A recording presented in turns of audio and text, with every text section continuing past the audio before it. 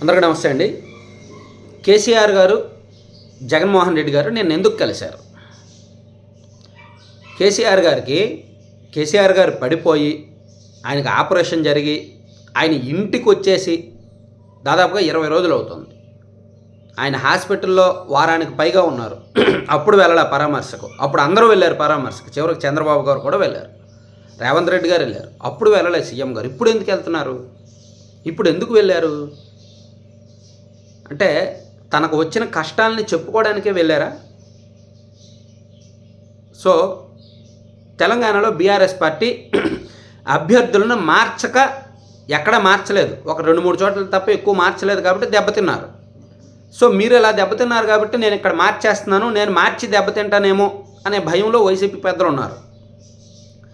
అలాగే బీజేపీ చూస్తుంటే చకచక పావులు కదుపుతోంది. ఆంధ్రప్రదేశ్లో టీడీపీ జనసేన కూటమితో పొత్తు పెట్టుకోవడానికి రెడీ అవుతోంది.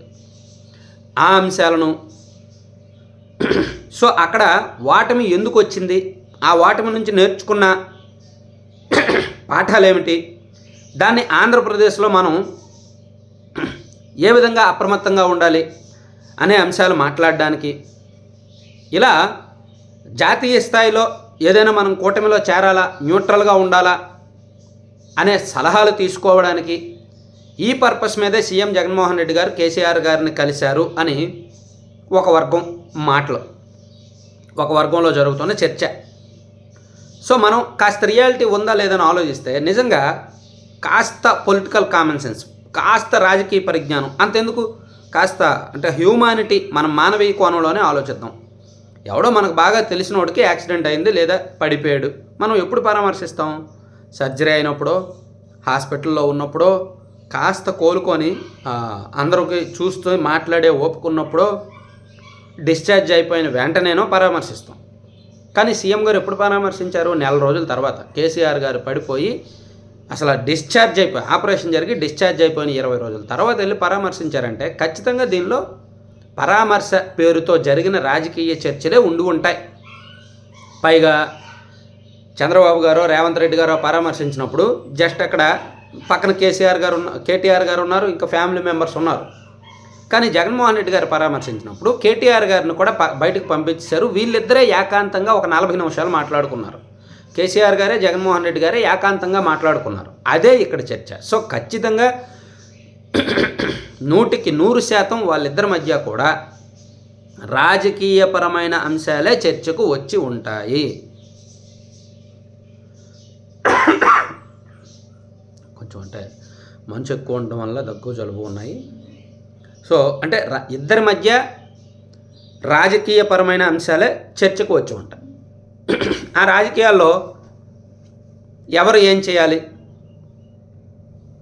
నెక్స్ట్ ప్లాన్ ఏంటి, వైసీపీకి ఇప్పుడు ఎదురవుతున్న కష్టాలకు సొల్యూషన్ ఏంటి, కేంద్రం స్థాయిలో మనం ఎటువైపు ఉండాలి అని అడిగే సందర్భంలో కేసీఆర్ గారు ప్రజలు చివరి నిమిషం వరకు బయటపడరు, ఎవరికి ఓటేస్తారో తెలియదు, చివరి నిమిషం వరకు బయటపడరు, చూస్తే మనకే వేసినట్టు ఉంటారు కానీ అవతల వేసేస్తారు. సో చాలా జాగ్రత్తగా ఉండాలి, అంత ఈజీ కాదు, ప్రజలతో మనం అనుకున్నంత ఈజీగా కాదు. చివరి 20 రోజుల్లోనే మా రాష్ట్రంలో కూడా మారింది. ఎన్నికల షెడ్యూల్ రాకముందు, కోడ్ రాకముందు వరకు కూడా మా వైపే అనుకూలంగా ఉన్నాయి సర్వేలన్నీ కూడా.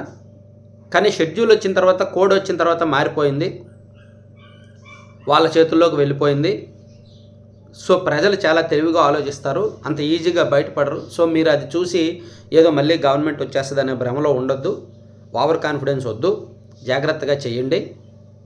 కేంద్రంలో ఏ కూటమితో వెళ్ళాలనే దాని మీద మనం మళ్ళీ చర్చిద్దాం అని, ఆచితూచి వ్యవహరించాలి కేంద్రం విషయంలో అని కాస్త సర్ది చెప్పి కేసీఆర్ గారు ఇద్దరు కూడా అలా 40 నిమిషాల పాటు చర్చించారంట. సో రాజకీయ చర్చల కోసం మాత్రమే పరామర్శ పేరుతో కేసీఆర్ గారిని జగన్మోహన్ రెడ్డి గారు కలిశారు అనేది స్పష్టం. రాజకీయంగా ఒక స్టాండ్ ఏం తీసుకోవాలి, ఎటువంటి నిర్ణయాలు తీసుకోవాలి, వాళ్ళు నేర్చుకున్న పాఠాలు ఏమిటి, దాన్ని ఇక్కడ ఏ విధంగా అమలు చేయాలి, అభ్యర్థులను మార్చడంలో ఎదురవుతున్న సవాళ్ళను ఎలా అధిగమించాలి, అలాగే టీడీపీని కంట్రోల్ చేయాలంటే ఏమైనా పైనుంచి ఏమైనా అంటే మళ్ళీ లాస్ట్ ఎన్నికల్లో కేసీఆర్ గారి దగ్గర నుంచి ఏమైనా సపోర్ట్ ఉంటుందా అనేది కేసీఆర్ గారే ఓడిపోయి ఉన్నారు. ఆయన అంటే గత ఎన్నికల్లో గెలిచి ఉన్నాడు, సీఎంగా ఉన్నాడు కాబట్టి టీడీపీని కంట్రోల్ చేశారు. ఇప్పుడు ఏం కంట్రోల్ చేస్తారు? చూద్దాం ఏం జరుగుతుంది. ఇద్దరి మధ్య చర్చల సారాంశం ఏంటి, ఫలితం ఏంటి అనేది త్వరలోనే తెలుస్తుంది. Thank you.